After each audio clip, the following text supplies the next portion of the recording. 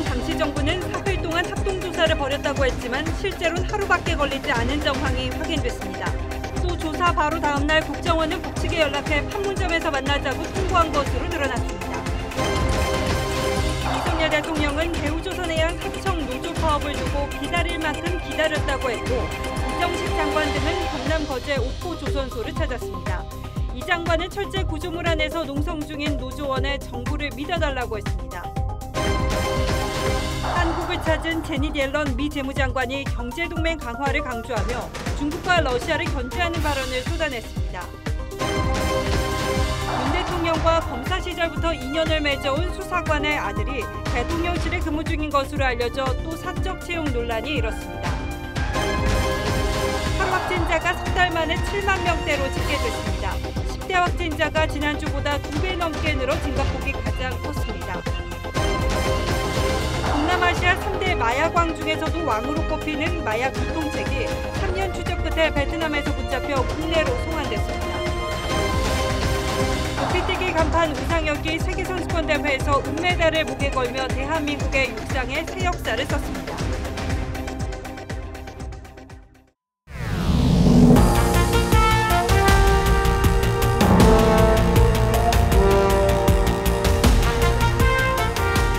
시청자 여러분 안녕하십니까? 뉴스9의 신동욱입니다. 오늘도 뉴스가 많습니다. 그러나 먼저 탈북 어민 강제 북송 관련한 저희 단독 보도부터 전하겠습니다. 탈북 어민들이 영문도 모른 채 판문점으로 끌려갔고 저항했지만 북으로 보내진 정황은 이미 사진과 영상으로 확인된 바 있습니다. 당시 청와대 고위 인사들을 비롯한 여권은 흉악범이어서 돌려보낸 건 당연하다고 반박하고 있죠. 그 정도 판단을 하기엔 충분한 조사도 거쳤다고 주장하고 있습니다. 정치적 공방은 여기까지 충분하고 끝날 것 같지도 않습니다. 다만 진실이 무엇인가 하는 것이고 검찰도 수사를 하고 있습니다. 그런데 저희는 국정원이 서훈, 박지원 두 전직 원장을 고발한 내용을 통해서 북송 결정을 내리게 된 과정이 상당히 부실하게 진행된 정황을 확인했습니다. 가장 결정적인 정황은 북송 결정을 하기까지 당시 정부가 조사를 벌인 시간이 단 하루에 불과했다는 사실입니다. 그리고 조사 바로 다음 날 국정원이 북측에 연락해 판문점에서 만나자고 통보한 사실도 확인됐습니다. 사흘 동안 충분한 조사를 거쳐 북송을 결정했으며 통상적인 절차와도 크게 다르지 않았다는 당시 여권 인사들의 주장과 정면으로 배치되는 내용이죠. 한송훈 기자의 단독 보도입니다. 북한군에 넘겨질 운명을 직감한 어민이 주저앉아 바닥에 머리를 찌으며 저항합니다.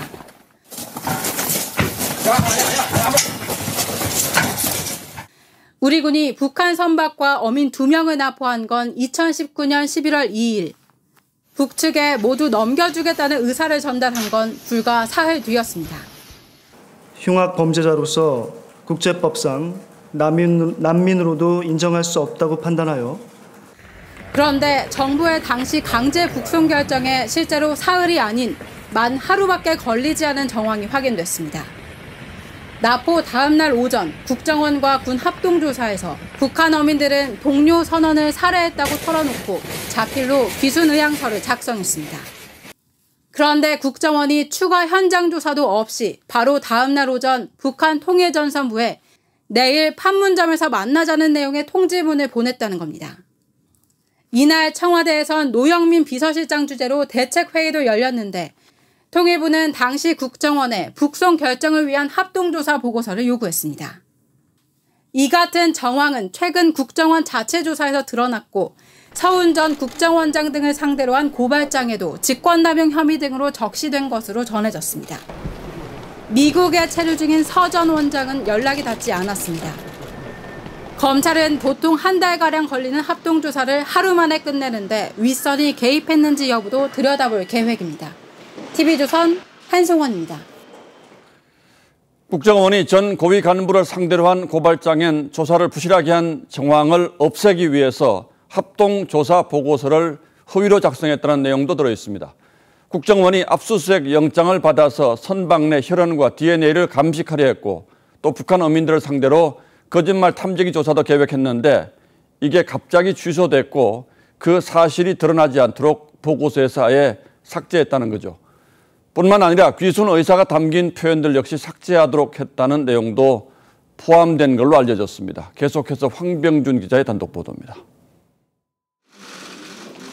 서훈 전 원장 등을 상대로 한 국정원 고발장엔 허위 공문서 작성 혐의가 포함됐습니다. TV조선 취재 결과 국정원은 당시 단 하루 합동조사 이후 보고서를 작성했는데 여기엔 압수수색 영장을 받아 선박 내 혈흔과 DNA 등을 적극적으로 감식하고 거짓말 탐지기를 통해 어민들을 조사하겠다는 향후 계획도 담겨 있던 것으로 전해졌습니다. 그런데 국정원의 조사 계획이 보고서상에서 삭제된 정황이 드러난 겁니다. 중대범죄를 자백한 탈북민을 상대로 통상적인 조사를 진행하려고 했지만 누군가 이걸 가로막았고 조사 계획이 있었던 사실조차 보고서에서 삭제했다는 내용이 고발장에 담긴 겁니다. 자백에 대해서 진정성을 확인하기 위해서라도 거짓말 탐지기를 필수적으로 조사를 해야 되는 부분이 빠졌다는 것은 정말 있을 수 없는 일이라고 봅니다.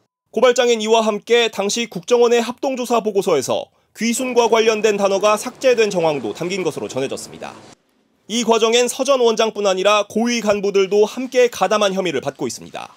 국민의힘은 끝까지 강제북송의 진실을 밝히겠다고 했지만 김정은과의 정상회담 쇼를 위해서 탈북 어민을 제물로 바쳤다는 비난을 받아도 할 말이 없습니다. 민주당은 흉악범 추방이 본질이란 주장을 이어갔습니다. 탈북 흉악범 추방이란 본질은 가린 채 신북풍몰이에 나섰습니다.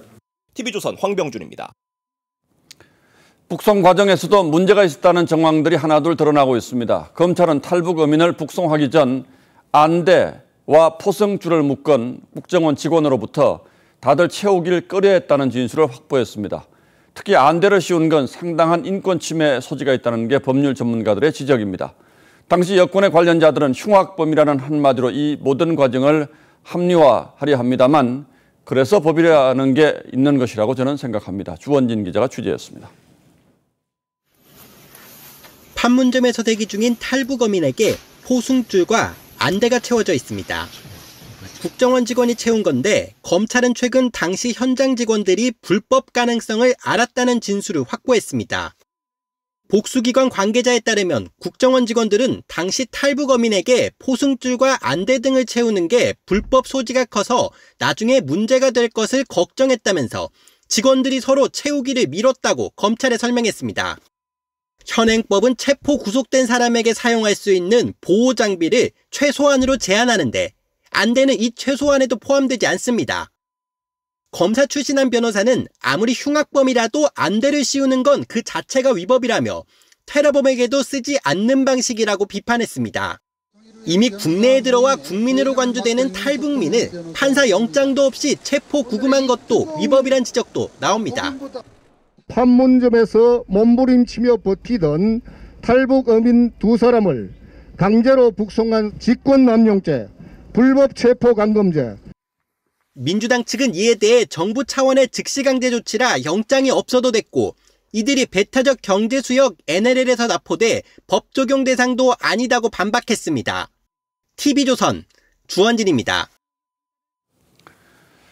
하청업체 노조원들이 점거 농성을 벌이고 있는 대우조선해양 거제 조선소를 둘러싸고 긴장감이 높아지고 있습니다. 대통령이 오늘 아침 출근길에서 참을 만큼 참았다고 한 게 공권력 투입을 시사한 것이란 해석이 나왔지만 아직 정부의 기본 입장은 대화를 통해 해결하겠다는 거죠.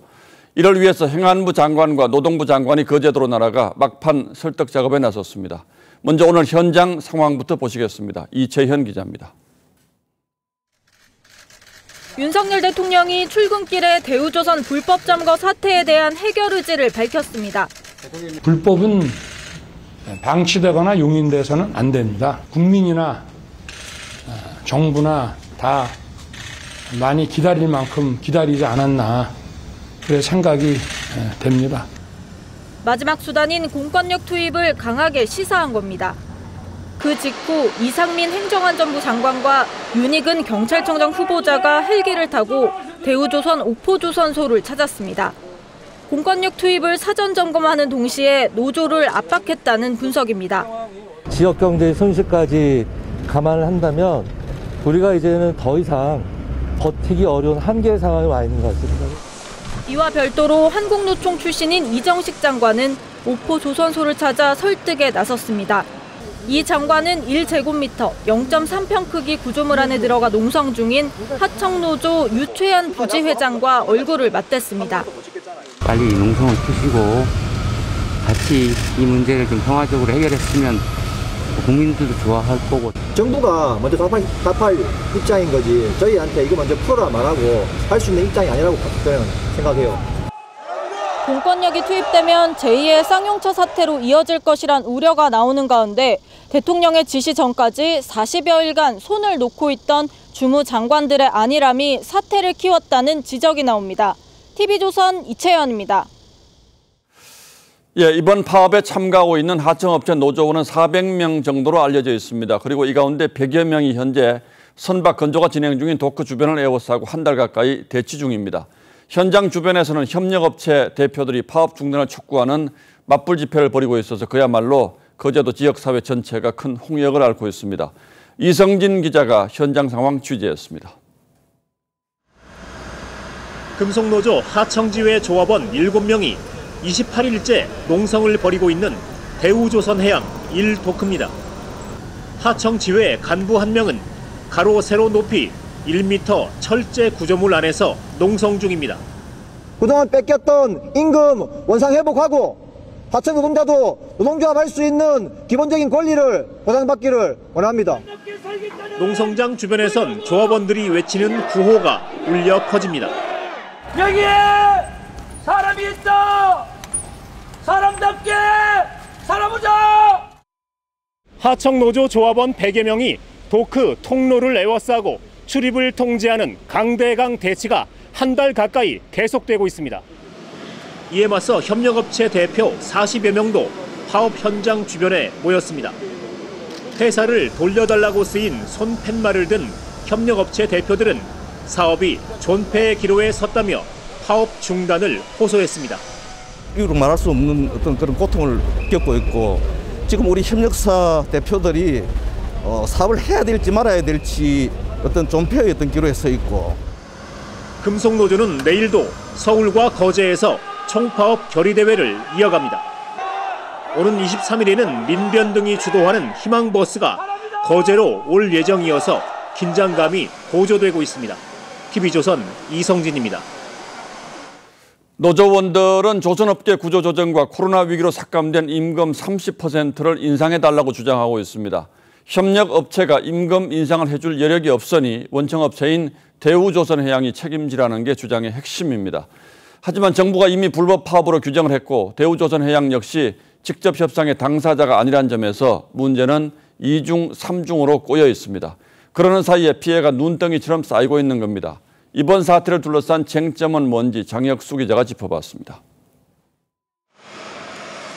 대우조선 하청노조에 요구하는 임금 30% 인상과 상여금 300% 지급, 노조 전임자 임금 지급 등입니다.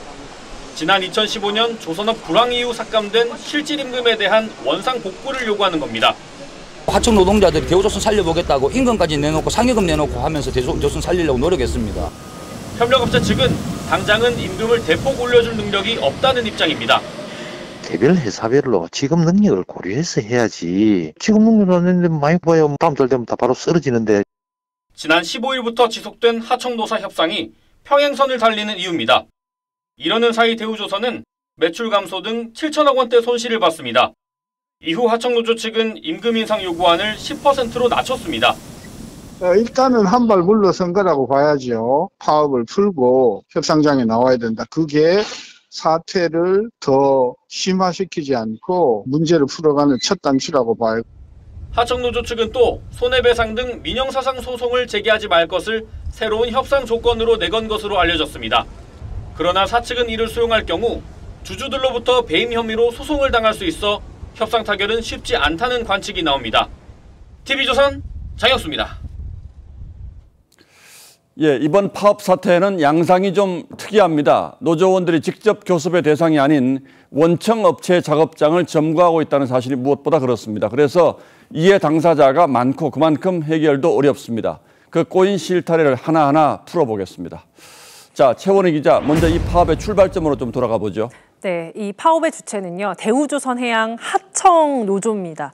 대우조선 협력사 22곳 400여 명으로 구성된 노조인데 이들 중 약 120명이 지난달 2일부터 파업에 들어갔습니다. 조선업 불황이 시작된 2015년부터 임금을 깎으면서 위기 극복에 동참해 왔는데 이제는 임금이 정상화돼야 한다는 게 이 하청노조 측 주장입니다. 자, 그런데 자기가 다니고 있는 회사가 아니라 원청업체인 대우조선해양의 작업장을 점거하고 있는 이유는 뭡니까? 하청노조 측은요, 지난해부터 하청업체를 상대로 협상을 벌여왔는데 난항을 겪었습니다. 현재는 원청인 대우조선해양과 그 대주주인 산업은행의 책임도 묻고 있는 상황입니다. 그렇다면 노조가 요구하는 건 정확히 어떤 겁니까? 핵심은 임금 인상 그리고 성과급 지급인데요. 하청노조 측은 지난해 임금 실수령액이 이 조선업 구조조정 이전인 2014년보다 32% 낮아졌다고 주장합니다. 그래서 30% 올려야 원상복구가 된다고 해왔는데 이 요구폭을 10%대로 낮추면서 협상의 여지는 더 생긴 상황이고요. 이외에도 노조 전임자 임금 지급과 사무실 제공 등 이 노조 활동을 인정해달라는 요구도 함께 하고 있습니다. 아, 그러니까 형편이 어려워졌을 때 깎았던 임금을 정상화시켜달라 이런 주장이군요. 여기에 대해서 사측은 뭐라고 해명하고 있습니까? 일단 하청업체들은요. 주 52시간제 시행으로 근로시간이 줄면서 임금도 줄어들 수밖에 없는 상황이라면서 노조 측이 요구하는 인상폭은 터무니없다고 주장합니다. 하청업체들은 원청이 지급하는 공사대금으로 임금을 주는데요. 그렇다면 이 원청인 대우조선해양이 대금을 올려주면 되지 않냐 이렇게 생각하실 텐데 대우조선 측은 협력업체 노사가 풀어야 할 문제라는 입장을 고수하고 있고요. 또 공사대금을 올려줄 여력도 없다고 주장하고 있습니다. 대우조선은 지난 1분기에도 4,700억 원 적자를 냈고 또 채권단 관리 체제로 유지되고 있어서 자율적인 이 자금 관리에 제약이 있습니다. 경기가 살아나는 상태에서 유지한다 하니까 노동계는 이게 말이 되느냐라고 하는 거는 충분히 이유 있는 주장이고 대우조선, 경영진 그리고 산업은행 정부가 타협할 수 있는 그런 선물을 주도. 그러니까 대우조선해양은 이미 국민 세금도 어마어마하게 들어간 곳이어서 대우조선해양 스스로도 마음대로 하기 어려운 이런 구조니까 결국은 정부가 나설 수밖에 없는 것 같은데 어쨌든 지금까지 발생한 피해만 해도 어마어마하죠. 네, 파업 시작 이후 현재까지 대우조선해양은 약 7천억 원, 매일 320억 원의 손실을 보는 걸로 추정됩니다. 현재 가장 큰 도크가 불법 점거 당하면서 나머지 도크 4개의 생산에도 차질을 줄 수 있는 상황인데 한국 조선업의 신뢰 이유는 100%에 가까운 납기일 준수였습니다. 이번 사태로 납기를 맞추기 어려워지면서 이 배상금 부담에 더해서 한국 조선업 신뢰에도 부정적 영향을 줄 수 있습니다. 특히 구조조정 여파로 7년 새 조선업 인력 절반이 줄어들 정도로 인력 부족이 심각한 상황에서 정부의 정책적 노력이 요구되는 상황입니다. 납품하고 있는 또 협력사들, 직영 근로자라든가 이런 업체들이 리스크가 또 커질 가능성도 있어서 조선업계 생태계 차원의 문제이기도 하고 현대나 삼성 다른 데로 퍼질 수도 있기 때문에 이 정도면 어쨌든 한 사업장의 문제가 아니고 국가 경제 전체에 미칠 영향도 적지 않기 때문에 빨리 해결이 되긴 돼야 되겠군요. 최원희 기자 잘 들었습니다.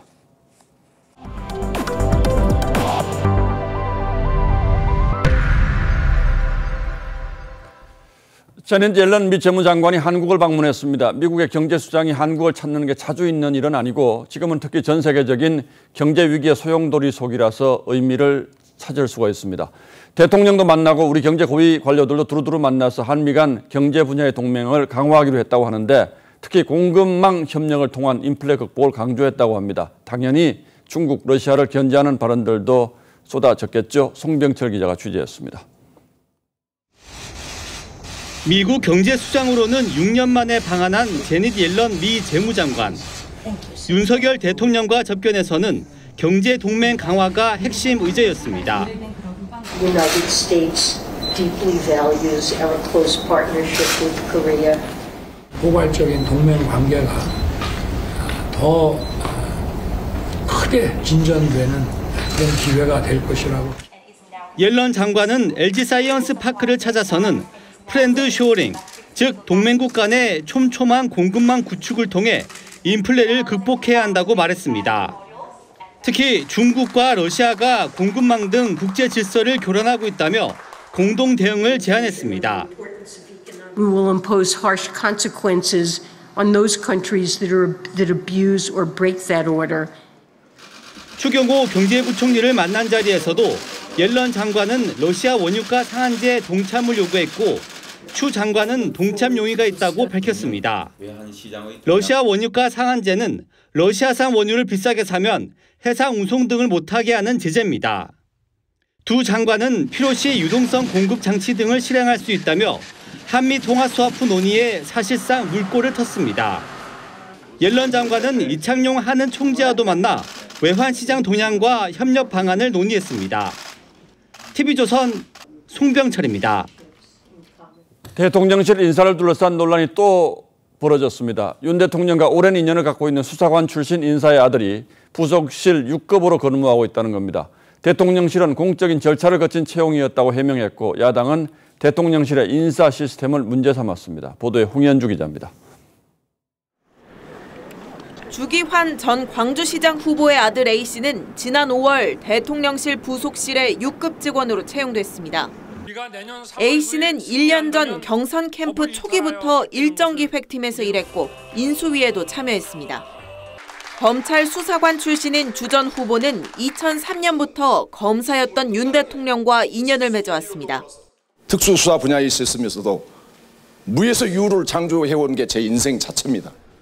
대통령실은 공적 절차를 거쳐 채용했다며 대선 기간에 묵묵히 일한 실무자들에게 정당한 기회를 주는 것이 공정이라고 했습니다.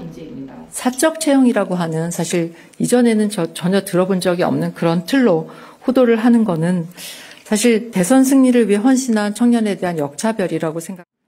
국민의힘도 이재명 의원 법인카드 유용 의혹 관련자인 배모 전 경기도청 5급 비서관의 사적 채용 의혹이 더 문제라고 지적했는데 5급 비서관이라는 배 씨, 법카 논란의 그 당사자가 되어 있는 분인데 공채란 제도나 이런 거 없이 필기시험 없이 채용된 것으로 알고 있고요.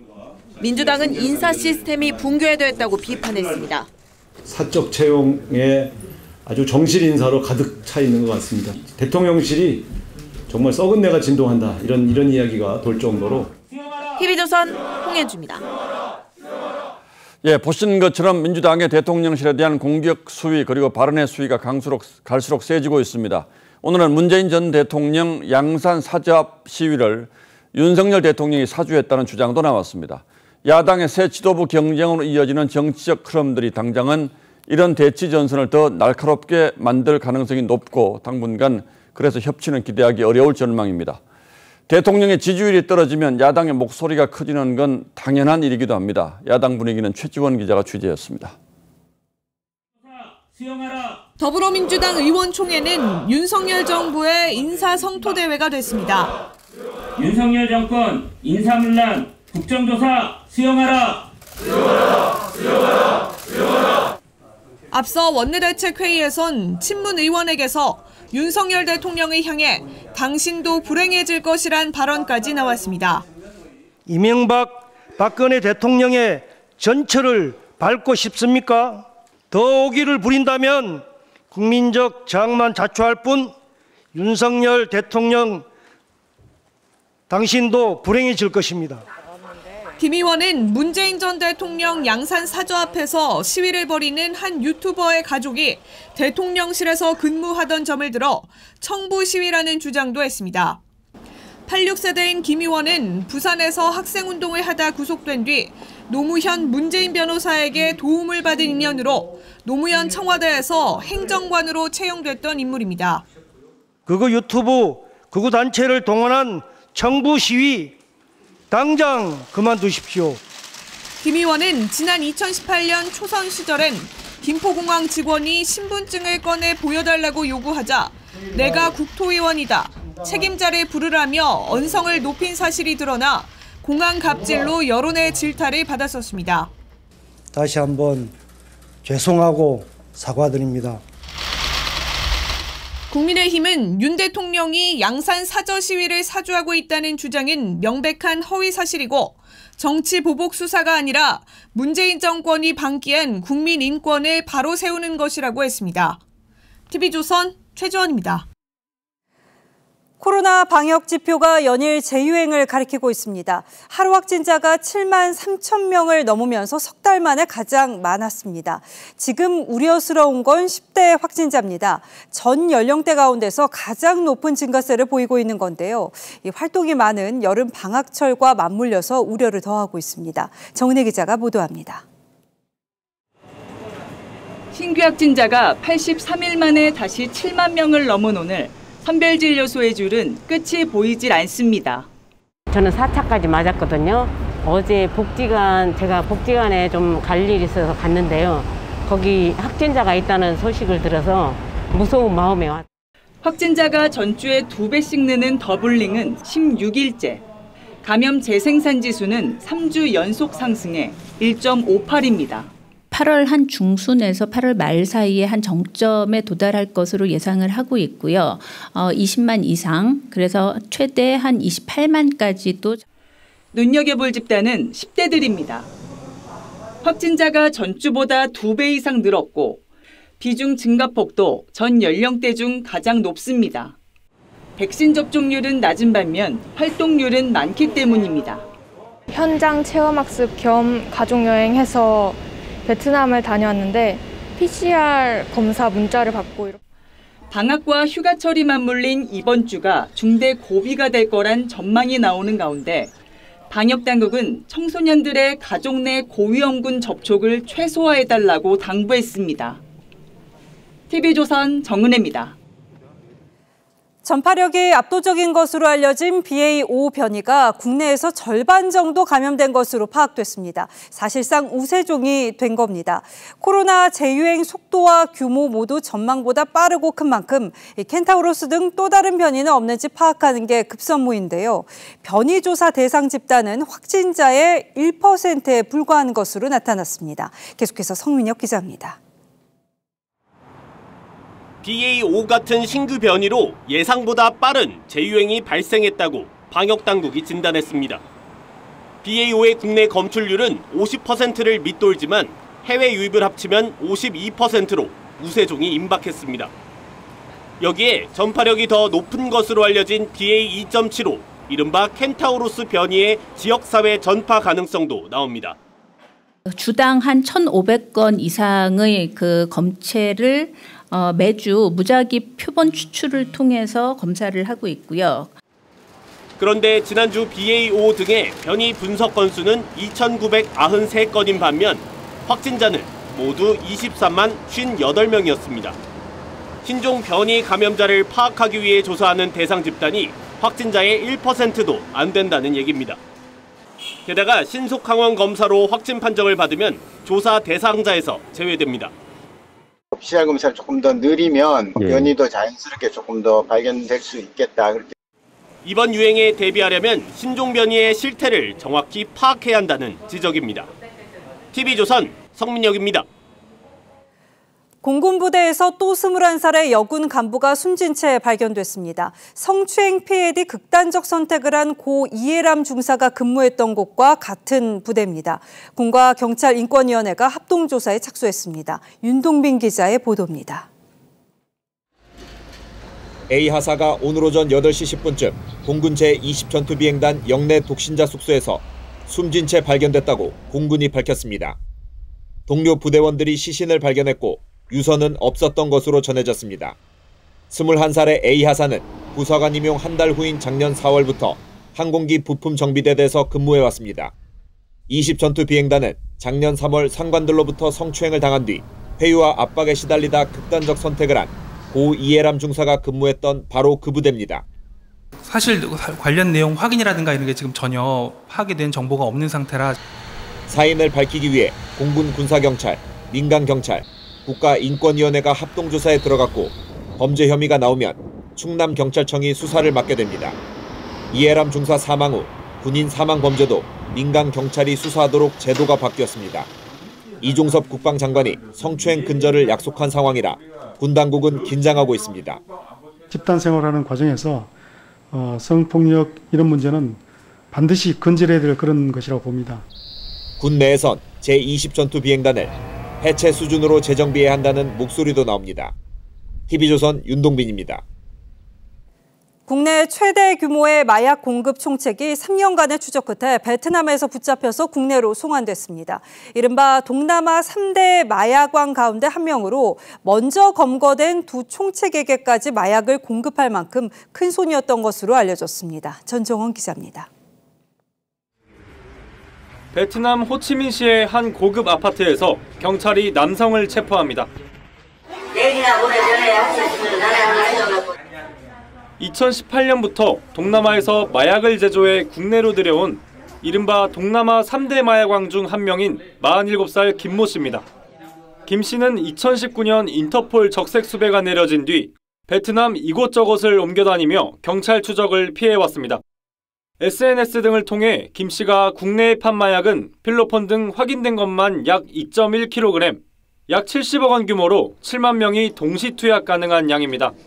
3대 마약왕 가운데 텔레그램 마약왕 박모 씨는 2020년, 탈북자 출신 총책 최모 씨는 1월에 각각 검거된 상태. 경찰은 김 씨가 이들에게도 물량을 공급할 정도로 마약을 대량 생산 유통해온 것으로 보고 있습니다. 2달 전 김 씨 소재를 파악한 경찰은 현지에 수사팀을 보내 검거에 성공했습니다. 인터폴 공조팀에서 그 피의자에 대한 후제 첩보를 확보했고 베트남 공안 그리고 경찰 주재관 통해서 확인하는 과정을 거쳐서 경찰은 김 씨를 상대로 국내에 유통된 정확한 마약 규모를 조사할 계획입니다. TV조선 전정원입니다. 국내 기술로 생산된 최초의 전투기 KF-21 보라매가 드디어 하늘을 날아올랐습니다. 개발 시작 후 약 7년 만에 이룬 쾌거로 대한민국은 이로써 세계 8번째 초음속 전투기 개발국 반열에 올랐습니다. 고민성 기자가 보도합니다. 경남 사천 한국항공우주산업협 공군 3훈련비행단 활주로에 회색 KF-21 보라매가 모습을 드러냅니다. 수직 꼬리 날개에 1호기를 뜻하는 숫자 001과 태극기가 선명합니다. 굉음과 함께 빠른 속도로 이륙합니다. 우리나라가 미국, 일본 등에 이어 세계 8번째로 독자 개발 초음속 전투기 보유국이 되는 순간입니다. KF-21 시제기 1호기는 당초 오늘 오전에 시험 비행을 할 예정이었지만 기상과 시계 문제로 오후에 이뤄졌습니다.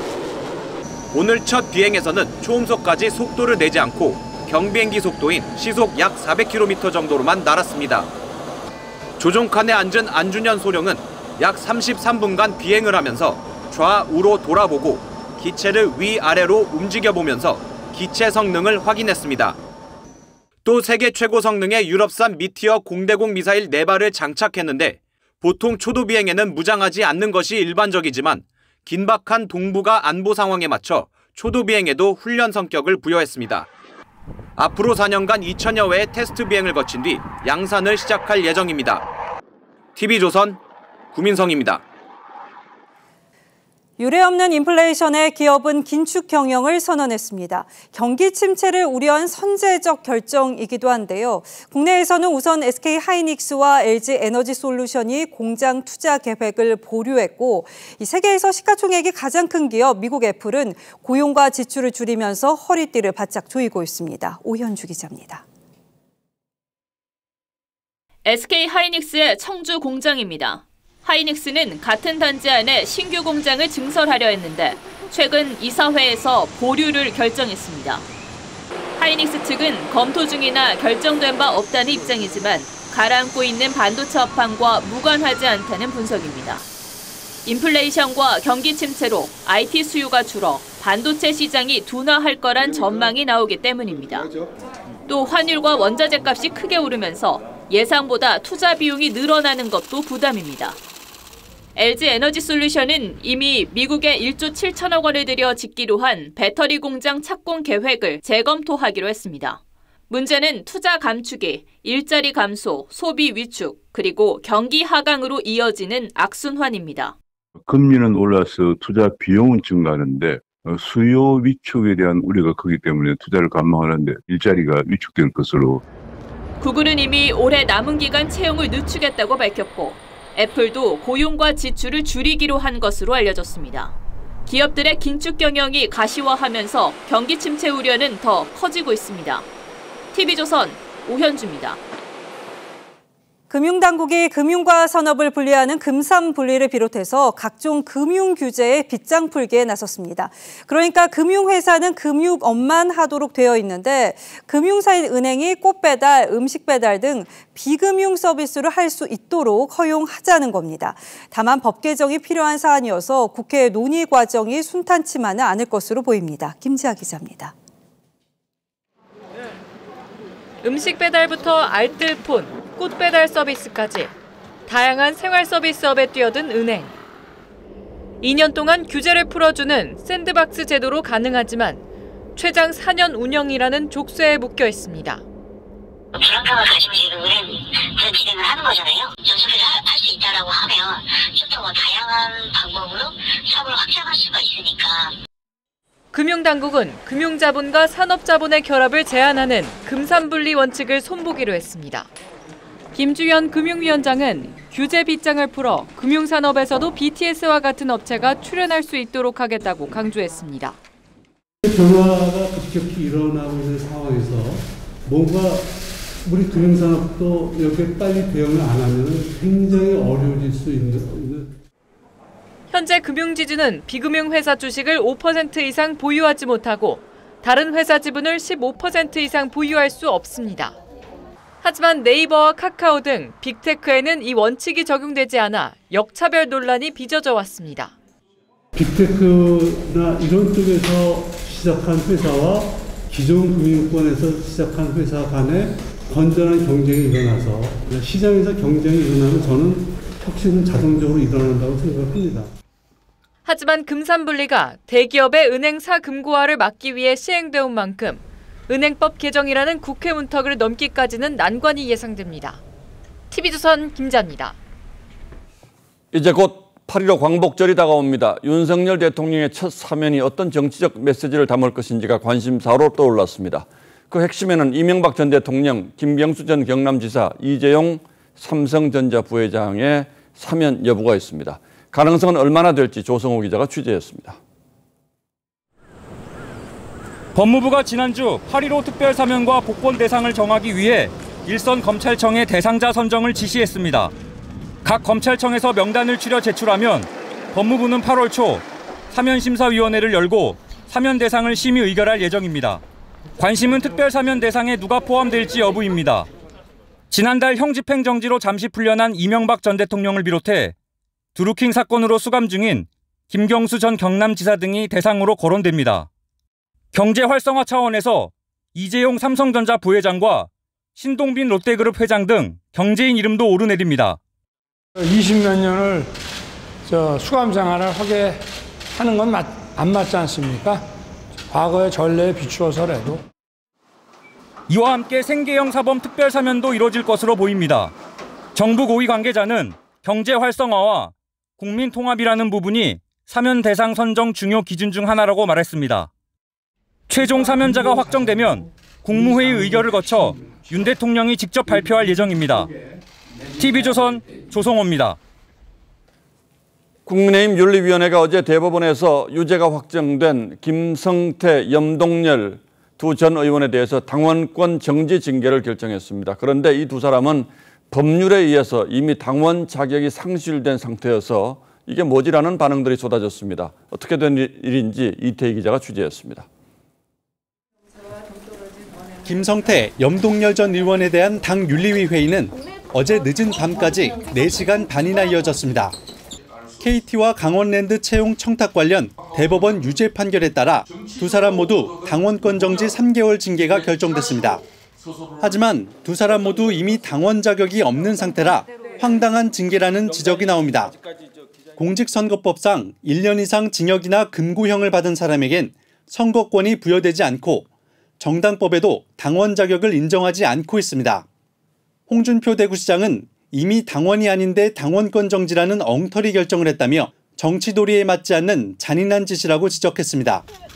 원내대표 시절 단식투쟁으로 드루킹 특검을 관철시킨 김성태 전 의원에 대해선 가해자인 김경수 전 지사에 대해선 사면을 운운하고 보복 수사로 고생하고 힘든 세월을 보낸 사람은 징계한 건 본말 전도라고도 했습니다. 대여 투쟁에 선봉했으셨던 분인데 이런 분에 대한 어떤 정치적인 고려 참작 없이 좀 기준이 좀 애매모호한 것 같아서. 윤리위 관계자는 당에 대한 기여와 헌신, 문재인 전 대통령의 특별 지시에 따른 수사였던 점 등도 고려해 징계 주의를 결정했다고 했습니다. TV조선 이태희입니다.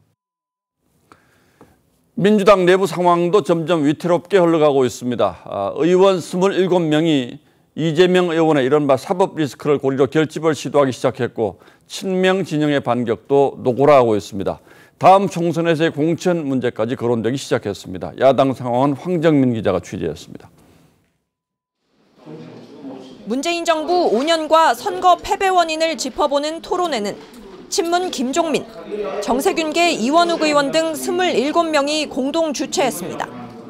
전당대회 전까지 4번을 더 열 예정인데 내부에선 비명연대 결집 성격이란 해석이 나옵니다. 실제 첫날부터 이재명 당대표 체제와 강성 팬덤 정치 리스크에 대한 우려가 쏟아졌습니다. 친문 민주당, 586 민주당, 이재명 민주당 이 세 개의 강을 건너야 된다. 어떤 수박이 헛소리하고 있다고? 그러면 뭐 난리가 납니다. 당내 민주주의가 좀 지금보다는 많이 신장이 돼야 되겠다. 이재명 의원의 사법 리스크 우려도 거론됐습니다. 강병은 의원은 체포동의안 표결 없이 구속이 가능한 국회의원 자격정지제 도입을 선언했는데 사실상 이재명 방탄국회란 오명을 쓰는 걸 막겠다는 취지입니다. 경선룰 관련 친명계 연판장에 이름을 올렸던 박범계 의원도 이 의원은 본인 수사와 관련된 얘기를 직접 언급하면 대선 시즌2가 된다고 우려했습니다. 이 의원은 관련 질문엔 대답을 회피하고 있습니다. 계속 부각하고 있는데. 자, 계단 조심하세요. 하지만 친명계인 민영배 의원은 독립군에게는 사법 리스크가 있을 수밖에 없다며 비명계 우려는 공천 배제 불안감 때문이란 주장을 내놨습니다. TV조선 황정민입니다. 미국의 한 쇼핑몰에서 총기 난사범을 시민이 총으로 제압했습니다. 총격범을 총으로 대응한 게 적절했나 이걸 두고 논쟁이 벌어지고 있습니다. 시민들도 총을 가져야 범죄를 막을 수 있다는 쪽과 이번 일로 총기 소유를 부추겨서는 안 된다는 쪽이 팽팽히 맞섭니다. 최우정 기자입니다. 시민들이 경찰 통제에 따라 쇼핑몰 밖으로 빠져나옵니다. So we were in the food court and we heard loud gunshots. 총격범은 24발을 난사한 뒤 2분 만에 제압됐습니다. 쇼핑몰에 있던 22살 시민이 마침 갖고 있던 권총으로 대응 사격한 덕분입니다. Many more people would have died last night if not for a responsible armed citizen that took action very quickly within the first 2 minutes of this shooting. 쇼핑객 3명이 숨지고 2명이 다쳤지만 더 큰 인명피해는 막았습니다. 현장에서 숨진 총격범은 총 3정과 탄약 100발을 갖고 있었습니다. I just know that I'm so proud of him for what he's done. He saved my granddaughter. I know he did. 총격범을 제압한 시민이 화제가 되자 미국 총기협회는 총을 가진 악당을 막을 수 있는 건 총을 든 착한 사람뿐이라고 주장했습니다. 총기 소유를 옹호하는 쪽이 주로 내세우는 논리입니다. 하지만 민간인 무장이 총기 사고를 막는 수단이 될 수 없다는 지적이 나옵니다. 뉴욕타임즈는 2000년부터 발생한 총기 난사 사건 가운데 시민이 총으로 쏴 제압한 사례는 5%에 불과하다고 분석했습니다. TV조선 최우정입니다.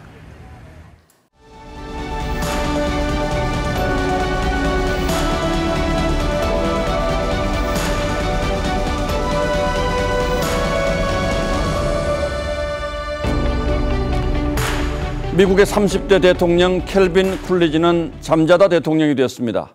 노동운동이 격렬했던 1910년대 말 그는 매사추세츠 주지사였습니다. 보스턴 경찰 노조와 노동총연맹이 연대 파업을 벌이자 주 방위군을 동원해 경찰을 해고한 뒤에 노동연맹 위원장에게 통보했습니다. 공공의 안녕을 위협하는 파업은 누구도 어디서도 어느 때도 할 권리가 없습니다. 쿨리지는 이 단호한 파업 대처로 전국적인 명성을 얻었고 이듬해 워런 하딩의 러닝메이트로 부통령이 됐습니다. 그리고 하딩이 뇌경색으로 숨지자 새벽 2시 침실에서 취임 선서를 하고 다시 잠에 들었다고 하죠. 20세기의 철학자로 꼽히는 비트겐슈타인이 말했습니다. 언제나 파업을 벌일 수 있는 노동자는 자기 자녀를 질서를 사랑하는 인간으로 교육시키지 못할 것이라고 했습니다. 반면에 사상가 시몬 베이유는 파업의 역사를 이렇게 표현합니다. 소리 없이 쌓였던 고통이나 모욕, 원한, 슬픔이 속박에서 풀려나 폭발합니다. 다른 방도는 있을 수가 없습니다. 국민이나 정부나 다 많이 기다릴 만큼 기다리지 않았나 그래 생각이 됩니다. 네. 대우조선 하청 근로자 파업이 48일째 이어진 오늘 윤석열 대통령이 노든 사든 불법은 방치되거나 용인돼서는 안 된다고 했습니다. 앞서 관련 부처 장관들도 형사처벌과 손해배상 책임을 피할 수 없다며 공권력 투입 가능성까지 경고했습니다. 민주노총 금속노조 조선하청지회 근로자 7명은 건조 중인 유조선에 구조물을 용접해 붙인 채 이른바 옥새농성과 고공농성을 벌이고 있습니다. 불안기에 삭감된 임금 30% 복구와 상여금 300% 인상을 요구하고 있습니다. 이번 파업은 하청 근로자가 원청 작업장을 점거해 벌이고 있는 아주 특수한 파업입니다. 근로자들은 조선업 불황에 코로나까지 겹쳐 목숨 걸고 일해도 임금이 줄어든다고 호소합니다. 하청 업체들과 1년 넘게 교섭을 해왔지만 접점을 찾지 못했다고 합니다. 물론 그 절박한 처지를 이해 못할 바는 아닙니다. 하지만 선박 건조 약속이 닥쳐오는 세계 최대 규모의 도크를 마비시키는 일은 어떤 이유로도 합리화하기 어렵습니다. 무엇보다 7년 만에 찾아온 조선업 호황으로 수주 물량은 넘치는데 모두가 손해를 보고 있다는 사실이 안타깝습니다. 협력업체와 시민들이 호소하고 법원도 퇴거 결정을 내렸지만 소용이 없다고 합니다.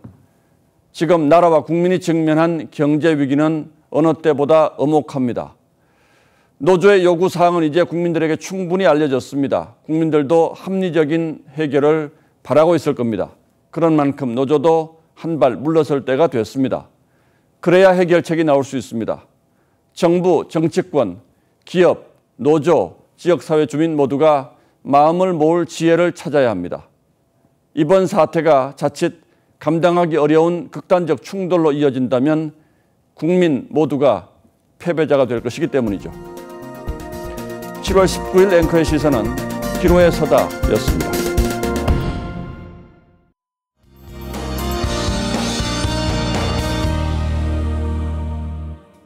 내일은 아침과 낮, 밤의 날씨가 사뭇 다르겠습니다. 우선 새벽부터 아침까지는 안개가 짙게 끼겠는데요. 출근길 운전하시는 분들은 참고하셔야겠습니다. 낮에는 남부 지역을 중심으로 무덥겠습니다. 오늘 다시 폭염주의보가 내려지기도 했는데요. 내일은 대구가 33도, 전주와 광주는 32도까지 오르겠습니다.